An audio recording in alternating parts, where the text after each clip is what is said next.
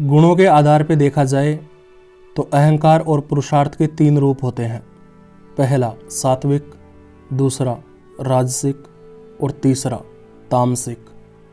अब इन तीनों को एक एक करके समझते हैं, आपको समझ में आसानी से आ जाए, इसलिए सुविधा की दृष्टि से मैं सबसे पहले आपको तामसिक अहंकार और तामसिक पुरुषार्थ के बारे में बताऊंगा। फिर राजसिक अहंकार और राजसिक पुरुषार्थ के बारे में बताऊंगा और फिर सात्विक अहंकार और सात्विक पुरुषार्थ के बारे में बताऊंगा। पहला बिंदु, तामसिक अहंकार एवं तामसिक पुरुषार्थ। अहंकार का वह रूप जो बदले की भावना से, जलन और नफरत की भावना से, आलस, काम, क्रोध और लोभ लालच की भावना से, किसी का नुकसान करने की भावना से या किसी को परेशान करने की भावना से प्रेरित होता है, ऐसे अहंकार को तामसिक अहंकार कहा जाता है। एक मनुष्य को समस्त बुरे कार्य करने और समाज के लिए घातक और विनाशकारी कार्य करने के लिए उसका तामसिक अहंकार प्रेरित करता है। तामसिक अहंकार से प्रेरणा पाकर किया गया पुरुषार्थ तामसिक पुरुषार्थ कहलाता है। चोर, डाकू, आतंकवादी, समाज का पतन करने वाले लोगों इत्यादि के पुरुषार्थों को तामसिक पुरुषार्थ के अंदर सम्मिलित किया गया है। तामसिक पुरुषार्थ केवल और केवल विनाश करता है। तामसिक पुरुषार्थ और तामसिक अहंकार हर देश के लिए, हर समय में, हर प्रकार के लोगों के लिए विनाशक होता है, खतरनाक होता है। तामसिक पुरुषार्थ हर काल में, हर देश के लिए, समाज के लिए निंदनीय होता है। एक मनुष्य को आलसी बनाने और निष्क्रिय रखने के लिए भी तामसिक अहंकार ही प्रेरित करता है। इस प्रकार तामसिक अहंकार पुरुषार्थ को नष्ट करने का काम भी करता है। तामसिक अहंकार केवल दूसरों का बुरा करने के लिए प्रेरित नहीं करता, बल्कि यह एक व्यक्ति को स्वयं को नुकसान पहुंचाने के लिए भी प्रेरित करता है, खुद का विनाश करने के लिए भी प्रेरित करता है। यह अहंकार एक व्यक्ति को निष्क्रिय, आलसी या सक्रिय राक्षस और दुष्ट बना देता है। दूसरा, राजसिक अहंकार एवं राजसिक पुरुषार्थ। राजसिक अहंकार अहंकार का वह रूप होता है जो एक व्यक्ति को खुद का कल्याण करने, धन, वैभव, प्रसिद्धि इत्यादि को प्राप्त करने, शारीरिक, मानसिक इत्यादि क्षमताओं को विकसित करने के लिए एक मनुष्य को प्रेरित करता है। राजसिक अहंकार से प्रेरित होने वाला पुरुषार्थ राजसिक पुरुषार्थ कहलाता है। इस प्रकार धन, वैभव, प्रसिद्धि प्राप्त करने के लिए या खुद का कल्याण करने के लिए इत्यादि इरादे से किया गया पुरुषार्थ राजसिक पुरुषार्थ कहलाता है। राजसिक पुरुषार्थ समाज के लिए विनाशकारी नहीं होता, बल्कि समाज के लिए रचनात्मक होता है। संसार में जितनी भी कलाएं, योग्यताएं, विज्ञान एवं भौतिक प्रगति होती है, वह इसी पुरुषार्थ की देन होती है। राजसिक पुरुषार्थ और तामसिक पुरुषार्थ में मुख्य अंतर यह होता है कि किए गए राजसिक पुरुषार्थ को बाद में सात्विक पुरुषार्थ में बदला जा सकता है, लेकिन एक तामसिक पुरुषार्थ को सात्विक पुरुषार्थ में नहीं बदला जा सकता। उदाहरण स्वरूप, एक व्यक्ति राजसिक पुरुषार्थ की मदद से धन, वैभव, प्रसिद्धि प्राप्त कर लेता है, लेकिन बाद में वह उस धन, वैभव और प्रसिद्धि का इस्तेमाल अगर लोक हित में करता है, परोपकार के लिए करता है, तो उसका राजसिक पुरुषार्थ सात्विक पुरुषार्थ में परिवर्तित हो जाता है। लेकिन एक व्यक्ति जो तामसिक अहंकार से प्रेरित होकर पुरुषार्थ करता है, अर्थात तामसिक पुरुषार्थ करता है, तो ऐसे पुरुषार्थ को भविष्य में सात्विक पुरुषार्थ में बदलना संभव नहीं होता। मतलब एक व्यक्ति जो कोई बुरा कर्म करता है, किसी का नुकसान करता है, तो इन कर्मों को बाद में सत्कर्मों में परिवर्तित करना संभव नहीं होता है। मैं ऐसे नहीं कह रहा कि तामसिक पुरुषार्थ करने वाला व्यक्ति सात्विक पुरुषार्थ करने वाला व्यक्ति नहीं बन सकता, बल्कि मैं यह कहना चाहता हूँ कि अपने भूतकाल में किए गए तामसिक पुरुषार्थ को सात्विक पुरुषार्थ में बदलना संभव नहीं होता है, जैसे कि राजसिक पुरुषार्थ को सात्विक पुरुषार्थ में बदलना संभव होता है। किसी भी राष्ट्र की शक्ति देशवासियों के राजसिक पुरुषार्थ की देन होती है। तीसरा, सात्विक अहंकार एवं सात्विक पुरुषार्थ। अहंकार का वह रूप जो दूसरों का कल्याण करने की भावना से या निस्वार्थ सेवा करने की भावना से प्रेरित होता है।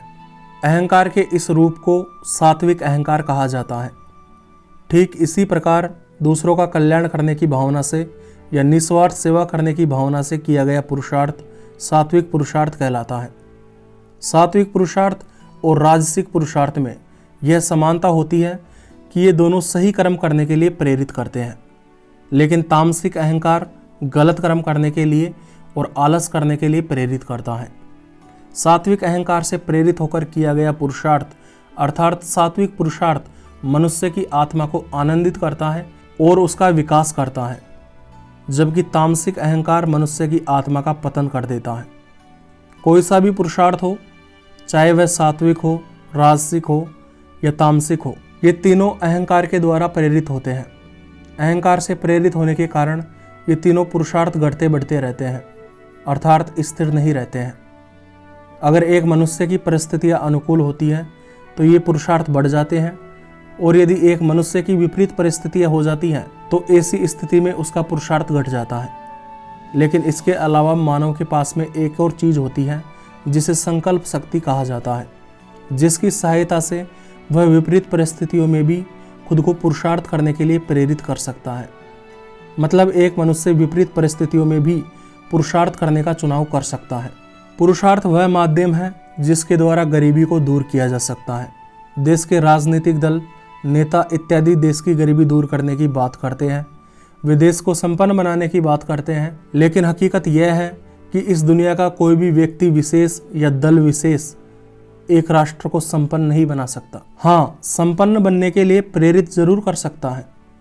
एक राष्ट्र या देश संपन्न तभी बनता है जब उसके देश के व्यक्ति पुरुषार्थ करने को राजी होते हैं, जब वे पुरुषार्थ करने के लिए तैयार होते हैं। प्रत्येक व्यक्ति के पुरुषार्थ के माध्यम से ही एक देश का विकास संभव बन पाता है या एक राष्ट्र संपन्न बन पाता है। पुरुषार्थ के अलावा अन्य कोई तरीका नहीं है जिससे एक राष्ट्र का विकास किया जा सके। लेकिन इसके साथ ही मैं आपको एक चेतावनी भी देना चाहूँगा कि जब व्यक्ति का पुरुषार्थ बढ़ता जाता है तो साथ साथ में उसका अहंकार भी बढ़ता जाता है।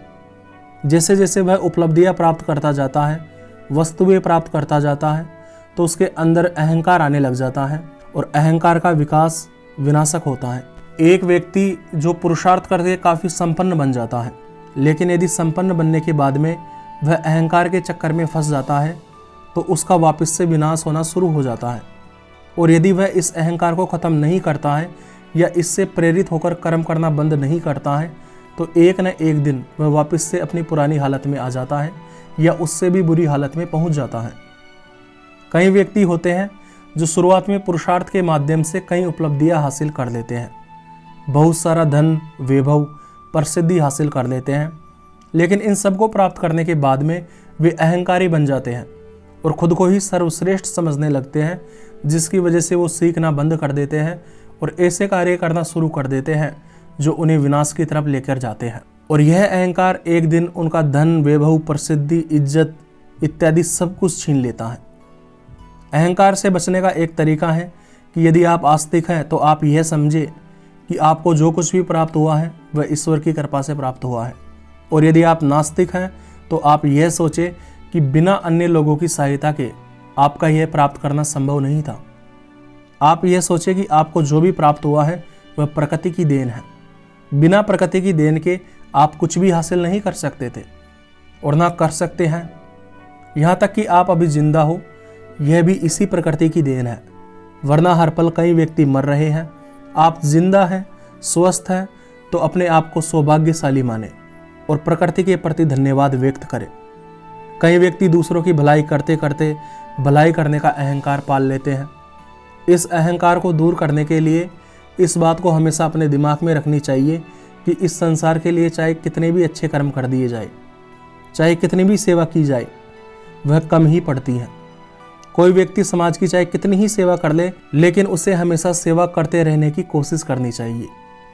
तो उम्मीद करता हूँ आज की बात आपको समझ में आ गई होगी। मुझे इतना ध्यान लगाकर सुनने के लिए आपका दिल से धन्यवाद।